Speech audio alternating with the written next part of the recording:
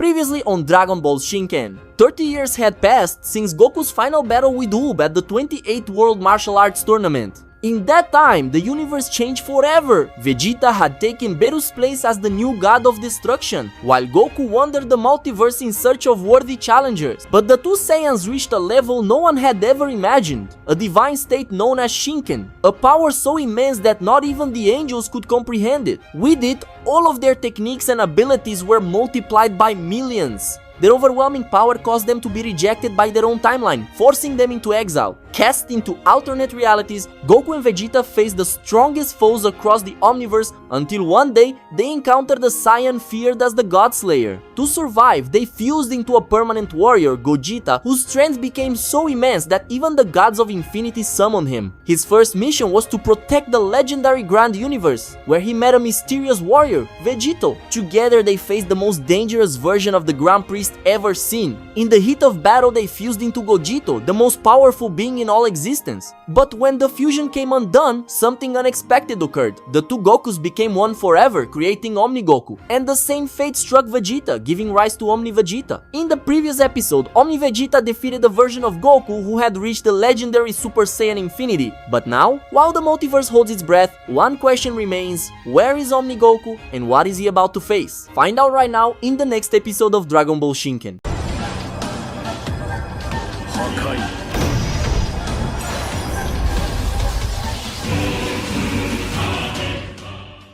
While Omni Vegeta was investigating and solving the case of Planet Goku in one of the multiple realities of the Omniverse, in another reality, Omni Goku was also dealing with a rather curious case. Goku ended up being sent to a reality where all the universes lived in absolute terror, and there was hardly anything alive left in this multiverse. The reason for this is that in this multiverse, the gods of destruction were extremely evil, and instead of destroying just to maintain balance, they actually destroyed for pure fun after terrorizing mortals to their absolute limit. After discovering what was going on in that reality, Goku decided the best way to deal with the problem was to confront the gods of destruction from that reality. However, to his surprise, when Goku goes to meet the gods, he finds out they were all expecting him. But that wasn't even Goku's biggest surprise. His biggest surprise was discovering that all the gods of destruction were actually his friends. The gods of the 12 universes in that reality are Krillin, Master Roshi, Piccolo, Chiaotzu, Gohan, Yajirobe, Yamcha, Trunks, Android 17, Android 18, Tien Shinhan, and Majin Buu. They were all waiting for Goku on a gigantic planet that exists in that reality, called the World of the Gods. It's a massive and incredibly durable planet. This planet is so absurdly large that it alone surpasses the size of all 12 universes of Dragon Ball Super. And beyond that, the planet's durability is so absurd that destroying it would be equivalent to destroying all universes and alternative timelines that exist in Dragon Ball Super. That's the place where the 12 gods of destruction of that chaotic reality live. As soon as Goku met this strange version of his friends, he immediately realized they were evil people, consumed by bloodlust and destruction. They clearly didn't share the same nature as Goku's actual friends. Facing all of them, Goku asks what their goal is in destroying all mortals in this reality, since if they do that, there will be nothing left for them to rule over. The one who responds is the god of destruction Gohan, who says that once they destroy all the mortals in this reality, they'll move on to the next one,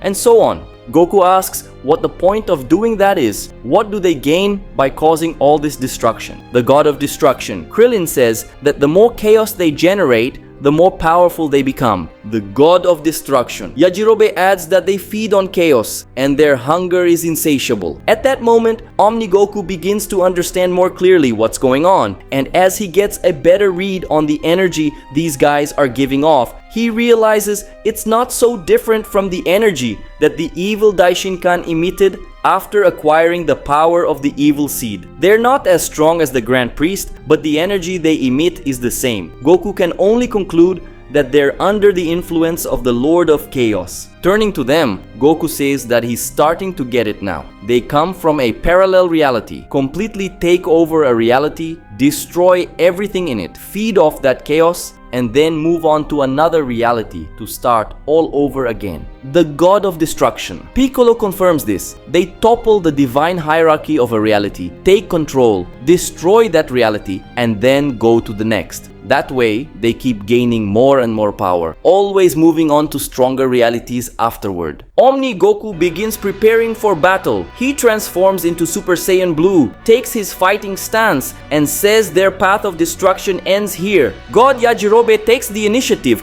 unsheathing his sword and imbuing it with destruction energy. After doing this, he leaps toward Omni Goku and attempts a slash. But when Goku dodges, the sword cuts straight through the ground below, creating a massive fissure the size of an abyss. As Goku distances himself, God Yajirobe makes a series of slashing motions in the air, and each of these slashes manifests as a blade of destruction energy flying through the air at Goku, who skillfully dodges each one. Next, the God of Destruction. Krillin rains down a storm of energy missiles onto Omni Goku, who has to dodge every single one of them, with each of the hundreds of resulting explosions causing multi-planetary scale destruction. Amid all the explosions, Goku disappears from everyone's sight. But the God of Destruction Tien, using the hyper-enhanced vision of his third eye, capable of monitoring everything within an entire galaxy, easily keeps Goku on his radar and fires a Super Dodon wave together with the God of Destruction Chiaotzu. The two Super Dodon waves merge, forming a massive Ultra Dodon wave headed straight for Omni Goku. Goku escapes with instant transmission, but the God of Destruction Tien, using the super developed vision of his third eye, predicts where Goku will appear and fires a laser from his eye that hits Goku dead on. But Omni Goku, using the observation haki that Gogeta learned when he was in the world of ninjas and pirates, had already foreseen one step ahead of Tien. He set a trap for the three-eyed God of Destruction, letting Tien's laser hit a mirage while the real Goku appears behind Tien and Chiaotzu and blasts them away with a point-blank Kamehameha. Right after that, the God of Destruction Trunks transformed into Ultra Super Saiyan Rose, and the God of Destruction Yajirobe charge in together to attack with their swords. But Goku, coating his hands in highly advanced armament haki and a massive amount of ki, manages to grab both of their blades and then fires a gigantic energy blast from each hand, engulfing both Trunks and Yajirobe. The God of Destruction. Gohan uses a form called Ultra Ego Beast, which merges the power of the beast form with the power of a God of Destruction. He then charges at Omni Goku with full force. Soon after, the God of Destruction Android 17 and the Goddess of Destruction Android 18 join him, all three of them attacking Omni Goku at once. The God of Destruction Piccolo transformed into Orange Piccolo. God of Destruction fires an incredibly powerful special beam cannon at Goku. But this isn't a normal special beam cannon. Each time Goku dodges the energy beam, Piccolo controls the energy so it loops back toward Goku. And not only that, the faster the energy travels, the faster it becomes. In other words, every time Goku dodges, the attack returns even faster. Meanwhile, the God of Destruction Krillin creates several Destructo discs and hurls them all at Goku, also skillfully manipulating the discs so they come back to him every time he dodges. In other words, at this moment, Omni Goku has to dodge all the attacks from the God of Destruction Gohan in Ultra Ego Beast form, the strikes from the Goddess of Destruction Android 18, the blows from the God of Destruction Android 17, the multiple Destructo discs from the God of Destruction Krillin, and the ever faster special beam cannon from the God of Destruction Piccolo. But Omni Goku can do all of that. At one point, Goku comes up with the idea of reacting by opening a small dimensional portal near himself, pulling Android 18 in front of him and letting her get hit by Piccolo's special beam cannon. After that, he simply starts pointing his hands at Krillin's Destructo discs and teleporting them all right above Krillin himself,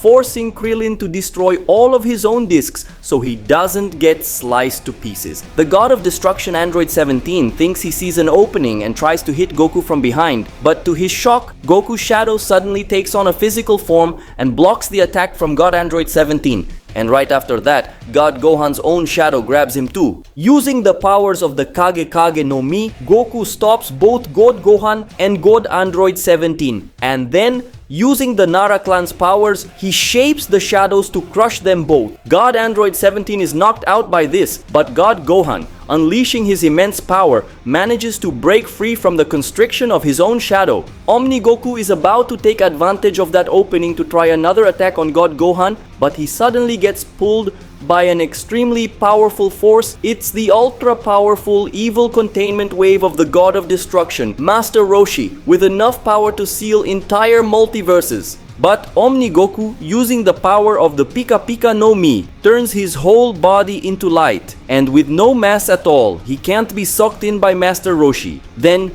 still in his light form, he travels toward God Roshi and attacks him, but to Omni Goku's surprise, God Roshi moves with absolutely extraordinary technique, managing to dodge all of his attacks. Goku smiles, saying that's to be expected from a Master Roshi who became a god. But he has a way to deal with that too. Goku uses a transformation jutsu, turning into a super sexy woman who drives even God Roshi crazy and makes him lose focus in the battle. And that brief moment of distraction is all Goku needs to gather an immense amount of ki in one hand and hit God Roshi with the multiversal impact, his ultra enhanced version of the galaxy impact that Gogeta learned in the world of ninjas and pirates. After taking that massive hit directly, God Roshi is simply hurled far away from that multiverse. Trying to sneak up on Omni Goku from behind, God Yamcha charges in with a Super Wolf Fang Fist, unleashing a flurry of punches infused with destruction energy, each strike capable of destroying virtually any matter it touches. But Omni Goku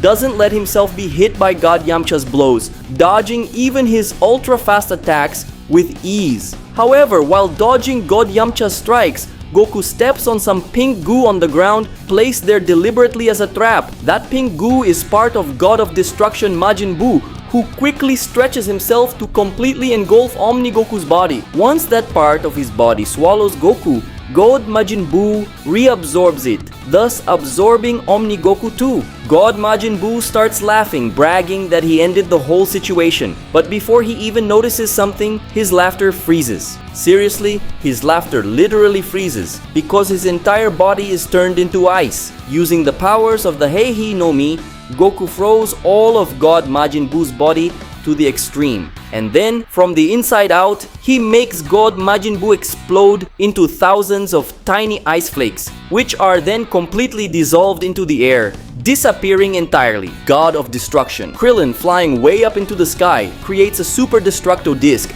an absolutely gigantic disc, which when thrown slices that multiversal sized planet like it's butter. It's a disc of energy capable of cutting a multiverse in half. But Omni Goku dodges the disc and then also evades God Yamcha's Super Spirit Ball, a multiplanetary scale spirit ball with enough destructive power to blow up more than half of that multiversal planet. In other words, half of a multiverse. Still, Omni Goku escapes that attack too. Absolutely furious, God Krillin and God Yamcha team up with God Gohan, and the three of them fire a triple Super Kamehameha together. The energy waves from all three gods of destruction combined are absolutely colossal. Seeing that massive surge of energy coming at him, Omni Goku gets worried, realizing that the entire reality could be destroyed by that attack. Knowing he can't let the blast go through, Goku decides to respond, and he fires a Kamehameha of his own, even bigger than the one from the three gods. It doesn't take long before God Gohan, God Yamcha, and God Krillin start losing the energy clash. But even so, they smile. The reason they're smiling is that the triple energy blast is nothing but a distraction for Goku, so that God Piccolo can hit him from behind with a powerful special beam cannon. God Piccolo's special beam cannon is spot on, heading straight for Omni Goku. But when the energy laser hits, it just slides right off Goku's body and ends up being deflected. God Piccolo is stunned when he sees this, and Goku explains that this is the power of the Sube Sube no Mi, which makes attacks slide right off his body. Right after that, Goku uses the powers of the Hana Hana no Mi, making a hand sprout from God Piccolo's body and firing a point-blank energy blast at him, knocking God Piccolo down. When the other three realize the plan has failed, they start to panic, but there's no time for that, because Omni Goku powers up his Kamehameha even more, engulfing the other 3 and taking all of them down at once. And just like that, in a very short fight, Omni Goku defeats all 12 gods of destruction who had once ruled over multiple realities. But the problem doesn't end there, because at that moment, Goku senses 2 new presences arriving on the planet, and, unsurprised, he looks at them with a smile and says that the bosses have finally arrived. The ones who just showed up are Grand Priest Goku and Xeno Vegeta, both staring at Omni Goku with irritation. Omni Goku says he figured those 12 weren't acting on their own, and that he thought the bosses would show up after they were defeated. Grand Priest Goku says that Omni Goku just committed a great sacrilege against the king of all, Vegeta, and that he should beg for his forgiveness immediately. But Omni Goku, getting ready for the next fight, tells them to come take that apology from him. After Omni Goku openly challenges Xeno Vegeta and Grand Priest Goku, the Grand Priest Goku steps forward, slowly moving toward Omni Goku. As he watches the Grand Priest Goku approaching,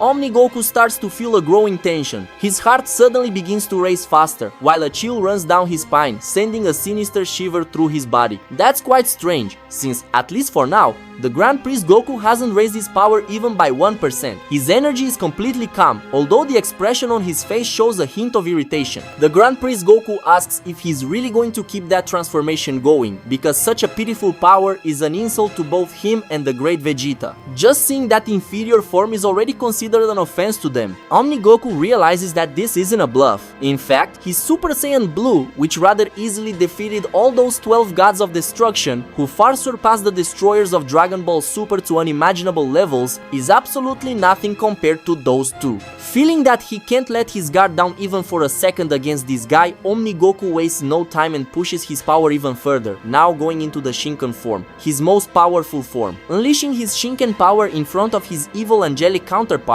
he introduces himself, saying he calls this form Goku Prime, the power of Omni Goku in the Shinken form. Observing the Shinken power, the Grand Priest smiles and says he knew Goku Prime had far more power than he was showing. He comments that the difference between one transformation and the other is absurd, and realizes that Goku Prime was just toying with the gods of destruction. Goku Prime confirms it, saying it wouldn't have been fun to use the Shinken form against them, because then it would have been too easy and the fight would have had no excitement. Goku Prime gets ready for the fight and then tells the Grand Priest Goku that now it's different, now he doesn't need to hold back. Grand Priest Goku says that indeed he'd better not hold back or else he'll die. Grand Priest Goku extends one of his hands and instantly creates in that hand a small black hole that starts sucking in absolutely everything around them. But Goku Prime remains completely still, not affected in the slightest by it. On the contrary, using a simple telekinesis technique, he pulls the black hole created by the Grand Priest into his own hand. Goku Prime mocks it, saying that to him, this is like a toy to give a dog to play with. Goku Prime solidifies and shapes the black hole into the form of a perfect disc and throws it into the air, in the direction of the Grand Priest. After that, he extends his other hand and launches from it a large lightning hound, which runs toward the disc and grabs it in its mouth. And then, this lightning hound runs toward the Grand Priest Goku, who has to hurry to dodge. As the Grand Priest Goku dodges, the lightning hound explodes, causing a multitude of electric bolts and darkness to spread across a distance at a cosmic scale, creating a gigantic zone consumed by a mix of light and shadow. Controlling those billions of electric bolts scattered around, Goku Prime tries to attack Grand Priest Goku, but the angelic Goku, who has an ultra instinct refined to absurd levels, manages to dodge those billions upon billions of lightning bolts spread across the vastness, while also avoiding the suction points of the equally scattered darkness. Amazingly, even in the midst of so many dodges, the Grand Priest Goku manages to reach Goku Prime and land a blow, which Goku Prime counters. The mere clash of their fists tears through the fabric of reality, opening multiple cracks in space-time. What follows is an insane exchange of blows. Billions and billions of attacks, defenses and evasions are executed in a fraction of a second. Each collision between the two displaces entire constellations and alters the curvature of space-time as if it were leaves in the wind. Despite the insane level of combat skill of the angelic Goku, Goku Prime starts gaining ground in the fight, increasingly pushing the other Goku back. The thing is, not even the Grand Priest Goku, who has refined his Ultra Instinct to the max, is able to deal with the transcendental abilities of Shinken. The first blows from Goku Prime start landing, and they hit hard for the Grand Priest Goku, forcing him into a more defensive position in the exchange of blows. There comes a moment when Grand Priest Goku, using the incredible agility of his perfected Ultra Instinct, moves behind Goku Prime, with his hands forming a sacred symbol that begins to glow, emanating an absurd level of divine power, so much that it makes Goku Prime cautious. Grand Priest Goku shouts the name of his technique, Absolute Barrier Release. A translucent geometric sphere forms around Goku Prime, an angelic prison that, theoretically, no force can escape. It is the supreme sealing technique of Angel Goku. But Goku Prime screams as he violently releases his Shinken energy. The absolute barrier begins to crack.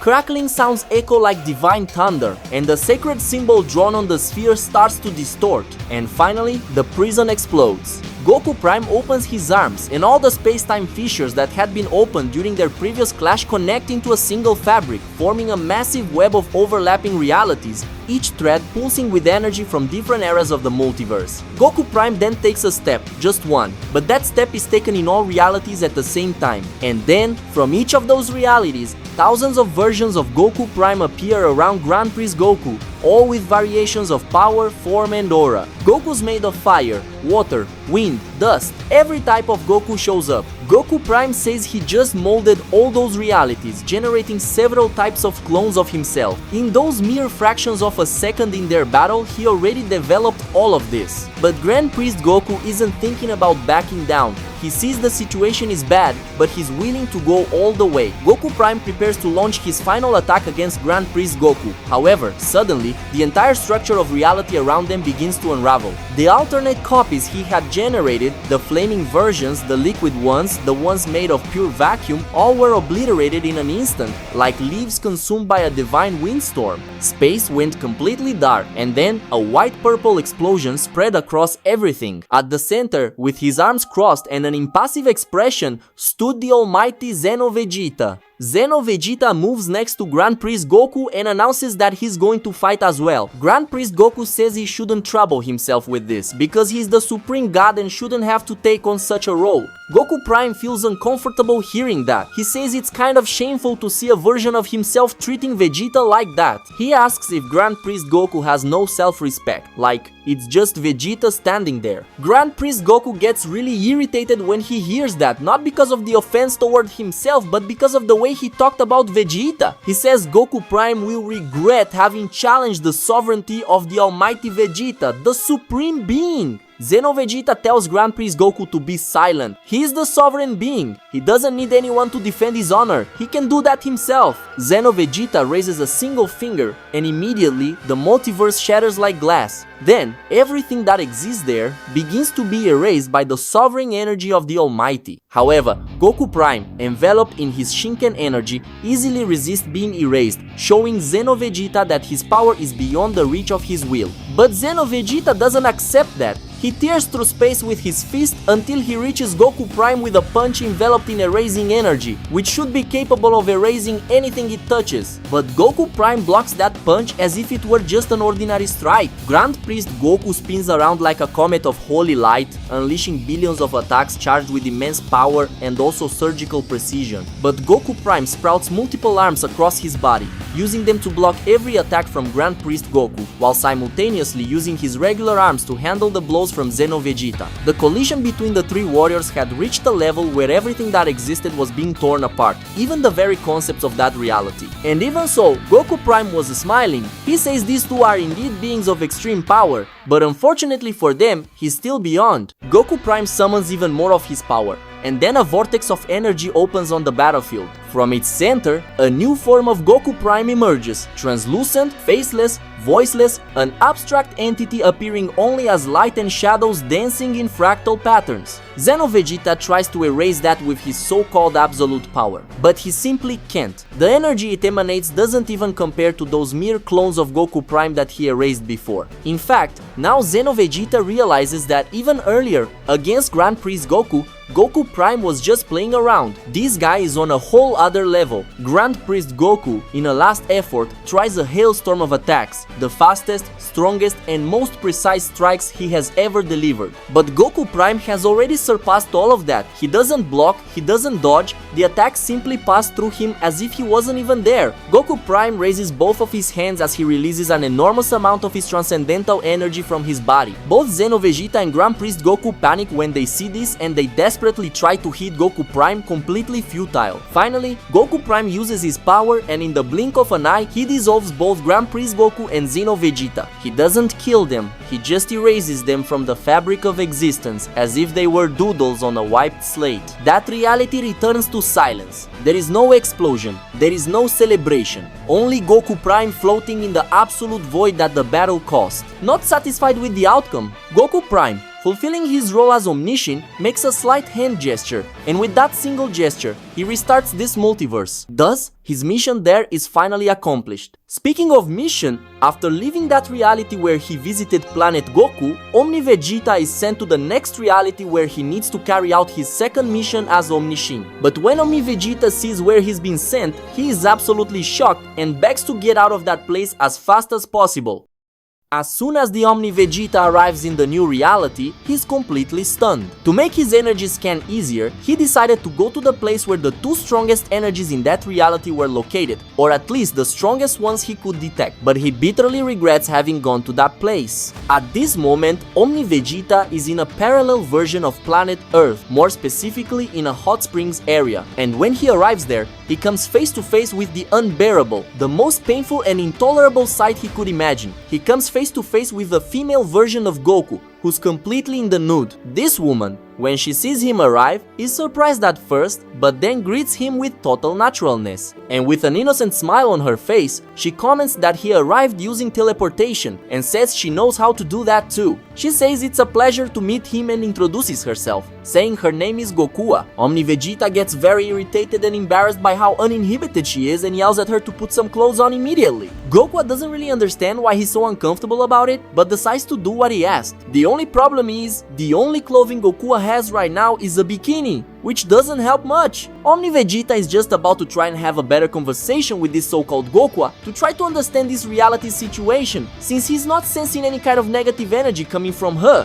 However, Omni Vegeta feels a presence behind him, a presence that makes his blood run cold. When he looks back, he sees another woman, and she's absolutely furious, glaring at him and emanating an overwhelmingly demonic aura. This woman, to Vegeta's shock, looks a lot like him, and to complete the shock, Gokua turns to her and calls her Vegeta, saying it's good she arrived because she just met a guy who looks strong. But the woman called Vegeta doesn't share Gokua's cheerful, friendly vibe. She's furious, yelling at Gokua to open her eyes, saying that guy is a pervert who came to spy on them. Omni Vegeta is stunned when he hears that. He blushes and shouts that it's got nothing to do with that. Something like that would never cross his mind, especially when it comes to a disgusting female version of Kakarot. When he says that, Gokua is deeply offended. She doesn't exactly know what he means, but from what she understood, he just called her disgusting. Gokua gets furious and says she's going to teach Omni Vegeta a lesson, so he stops being so rude. Then, at an absolutely incredible speed that catches Omni Vegeta off guard, Gokua lunges at him with a leg strike that ends up revealing a little too much, leaving Omni Vegeta so flustered that he can't even dodge. But after getting hit, Omni Vegeta manages to react and awkwardly grabs Gokua, ending up falling to the ground along with her. At that moment, the female Vegeta becomes enraged, yelling that he really is a pervert trying to take advantage of clueless Gokua. She then explodes her ki, transforming into a Super Saiyan and lands a massive kick on Omni Vegeta, who was so focused on trying to explain that he wasn't trying to take advantage of Gokua that he ends up taking the hit. Vegeta's kick is surprisingly strong, it sends him flying.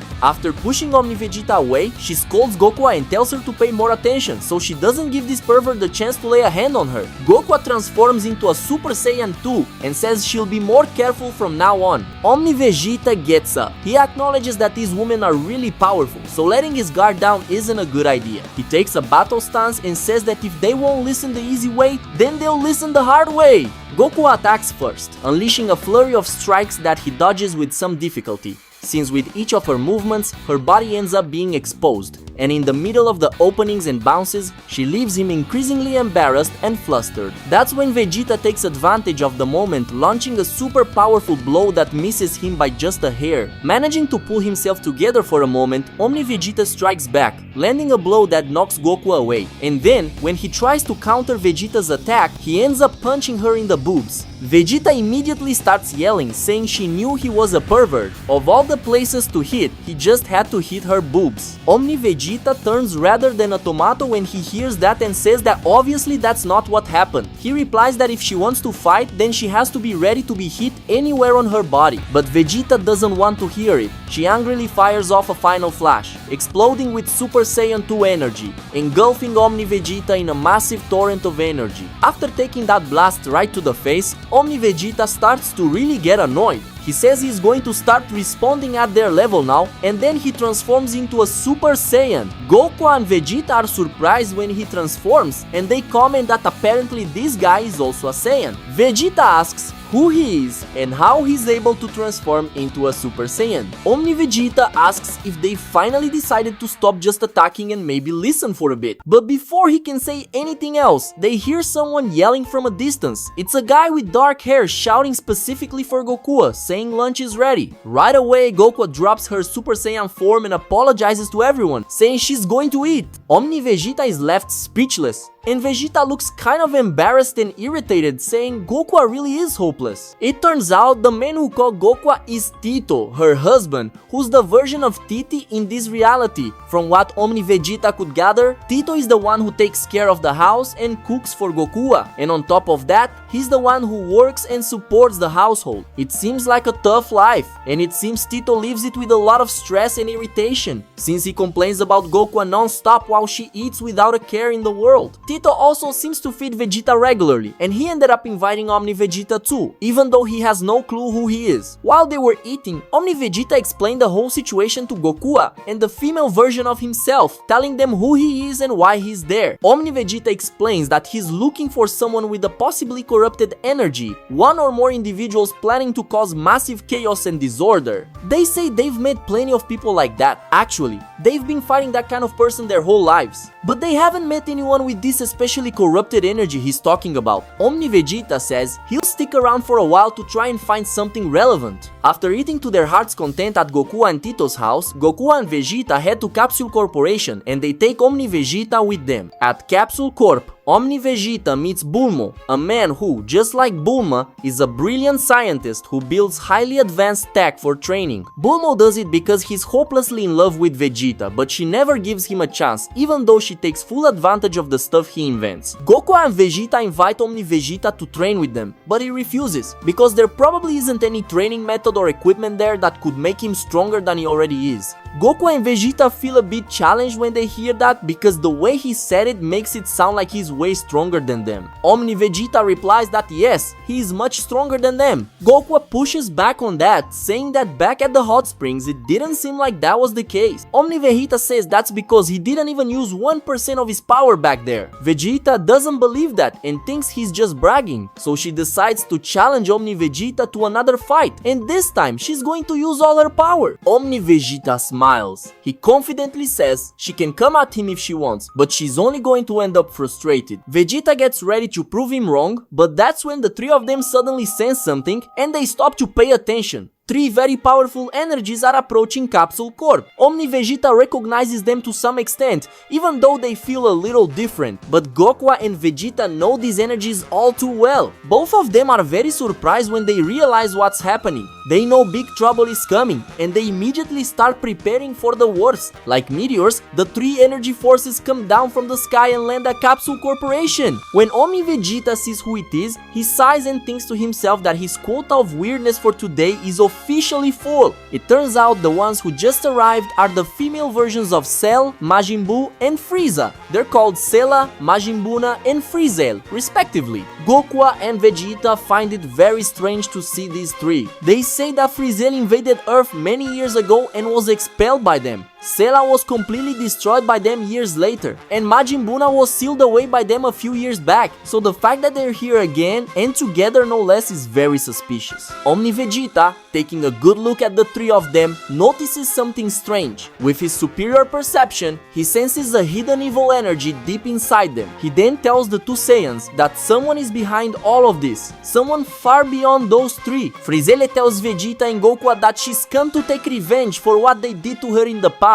She's going to kill those two damn Saiyans and become the ruler of the universe once again. Cell says she also wants to make them pay for everything and prove that she's the perfect warrior. And Majin Buu says she was so hungry all this time she was sealed away, and now she's going to satisfy that hunger by eating both of them. Vegeta and Goku both listen to the threats with a defiant smile on their faces. Vegeta says it's going to be a pleasure watching them try, and Goku tells them to bring it on. Meanwhile, in another reality he just arrived in, Omni Goku comes face to face with something that leaves him speechless. Goku has just come across the thing he could fear the most in life. In the gender-swapped reality, an intense battle is about to go down. Watched by Omni Vegeta, Goku, the female Vegeta, Frizzelle, Majin Buu, and Cell power up to begin the fight. Seeing that the battle would cause massive destruction to Capsule Corporation and the city, Omni Vegeta used his teleportation technique to get everyone out of there and take them to a more isolated place so they could fight a bit more freely. The first to launch an attack is Frizzelle, who emits energy as she charges forward to strike the two Saiyan women.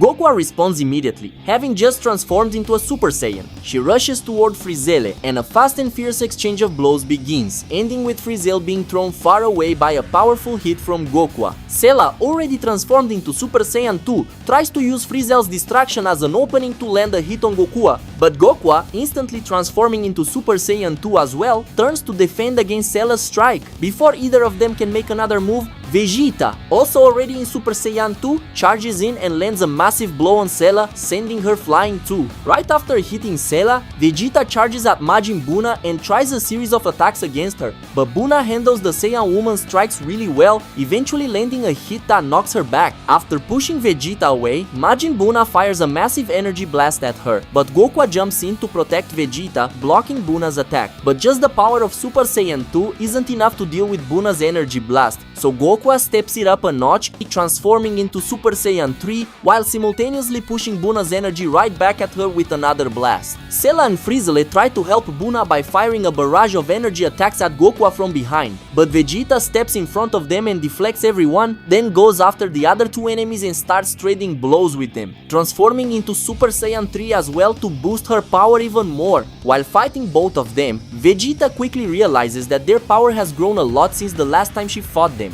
Both of them are now able to overpower her Super Saiyan 3 form, something that would have been unthinkable in the past. Goku is feeling the same way with Majin Buu. In the past, her Super Saiyan 3 was enough to keep up with Buu until she sealed her. But now, even though Goku has gotten stronger since then, her Super Saiyan 3 is proving to be inferior to Buu as they fight. Cell and Frizzelle combine two energy blasts and overpower Vegeta's final flash, completely steamrolling her with their combined powers. Meanwhile, Majin Buu overwhelms Goku and gives her a real beatdown after winning in a flurry of blows. Goku and Vegeta crash down near each other, both badly bruised and in pain as they struggle to get up. Vegeta is furious, saying that what just happened was a total humiliation for them. Goku, though a bit frustrated, ends up smiling and says that at least this way the fight will be more fun. She then suggests they push it to the next level, since stage 3 just isn't cutting it. The two of them gather even more energy and now transform into Super Saiyan 4, a transformation that none of the three villains had seen before. Frizzelle comments that she always knew Saiyans were just monkeys in the end. Cell looks intrigued and says she didn't know the Saiyan cells inside her could result in that kind of transformation. Majin Buu doesn't care about any of that. She just wants to beat up and eat the two of them,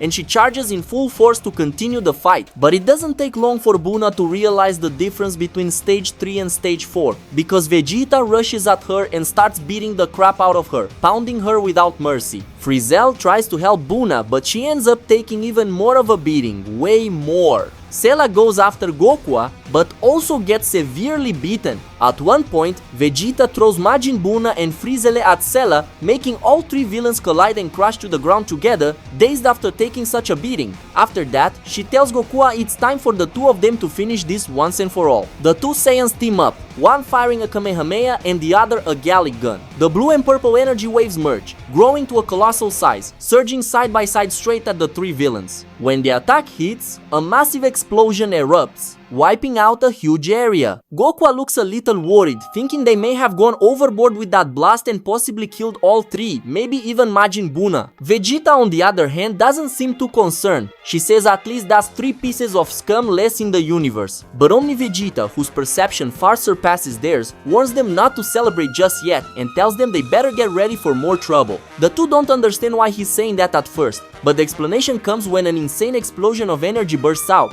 as an absurd amount of power is unleashed from the three villains. Frizzle reveals a transformation no one in that reality had seen before, the Golden Form. Cella goes even further. She just pulled off a very dangerous combo that massively boosted her power. Not only has she transformed into the Golden Form, but she's also using Super Saiyan power. In other words, she's using a Golden Form that's 50 times more powerful than normal. As for Majin Buu, she suddenly begins to radiate an enormous amount of Divine Ki, something no one had ever seen her use before. Goku and Vegeta are both stunned when they see this, because on top of powering up overall, those three just went even further beyond. Frizzle says she was already born with a very high power level, so she never cared about training. But after being defeated by those damn Saiyans, she started training a lot, and that's how she achieved this transformation. Cella says that since she also has Frizzle's cells, she was also able to attain the Golden Form through training. But she went even further and combined that power with that of the Super Saiyan. And Majin Buu explains that she already had a large amount of divine power within her that she had never used properly, so now she's learned how to use that power. Goku and Vegeta realize that things just got serious, so they immediately start pulling out their divine forms,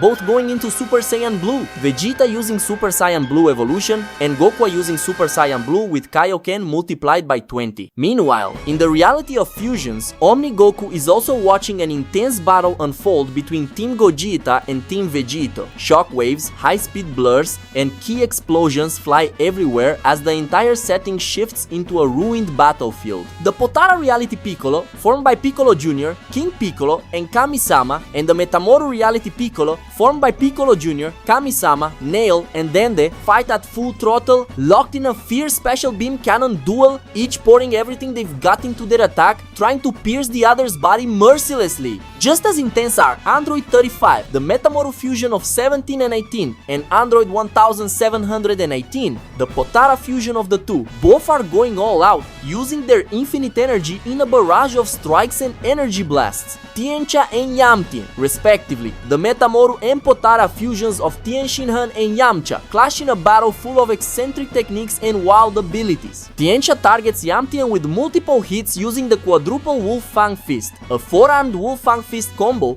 Yamtien counters by blinding Tiancha with a solar flare and landing a spirit ball during the moment of blindness. Gula, the Potara fusion of Gohan and Bula, faces off against Gotenks in an all-out brawl. Mystic Gula takes on Super Saiyan 3 Gotenks, with both going all in their fierce combat. Master Krillin, the Potara fusion of Master Roshi and Krillin, fires off a Kamehameha at Master Kushi, the Metamoru fusion of the same warriors, who counters with a Destructo Disc that cuts the Kamehameha in half and keeps flying toward Krillin, forcing him to dodge. Buchi, the Metamoru fusion of Bulma and Chi-Chi, fights with everything she's got against the Potara fusion of the same two, Chima. Buchi, though also skilled in hand-to-hand combat, focuses her fighting style much more on the use of technological gadgets, while Chima relies more heavily on martial arts. But without a doubt, the battle that stands out the most is the one between Gogeta and Vegito, both already in Super Saiyan Blue, exchanging absolutely frantic blows, showing an absurd power gap compared to the rest of the fighters. Omni Goku still doesn't understand the reason behind this fight between them, but he doesn't plan to stop the battle to ask. That would be rude, in his opinion. At one point, Vegito stuns Gogeta with a blow and launches an energy attack he can't block. Gogeta is forced to raise his level by using Kaioken times 10 to boost his Super Saiyan Blue and escape Vegito's attack, then flies toward him and starts beating on the other Saiyan, who can no longer match his strength and speed. However, Vegito quickly counters with Kaioken times 20. With that, he instantly surpasses Gogeta and starts pummeling him. Gogeta answers with Kaioken times 30. Then Vegito goes up to times 40. Then both crank it up to times 50. The madness starts taking over their fight, punches, kicks, and energy blasts fly in all directions, creating even more chaos on the battlefield. At one point, Gogeta is about to land a decisive hit, but at the last second, Vegito taps into Ultra Instinct and dodges the attack by mere millimeters, then launches an energy attack that gets cauterized by a powerful Hakai from Gogeta, who has just transformed into Ultra Ego. As the battle goes on, both keep switching between transformations and techniques. They essentially have the same powers and forms, and they alternate between them, trying to spot the first weakness in the other to land a decisive blow. While all of this is happening, Omnigoku is focusing hard, trying to detect any anomalies in their energies and also in the environment. He's trying to find any clues of a possible Chaos agent lurking around, since that's probably his mission there. But as Omnigoku sharpens his focus, trying to detect an anomaly, he ends up sensing something else: the arrival of an extremely powerful being. This being arrives on Earth in the form of a beam of light, slamming into the ground with massive force, causing large-scale destruction upon landing and generating a colossal energy dome that immediately makes all the fusion fighters stop their battles on the spot. The being who just landed on Earth is none other than Whis, the fusion of Whis and Beerus. When Omnigoku sees this, he knows for sure this is when the real chaos begins.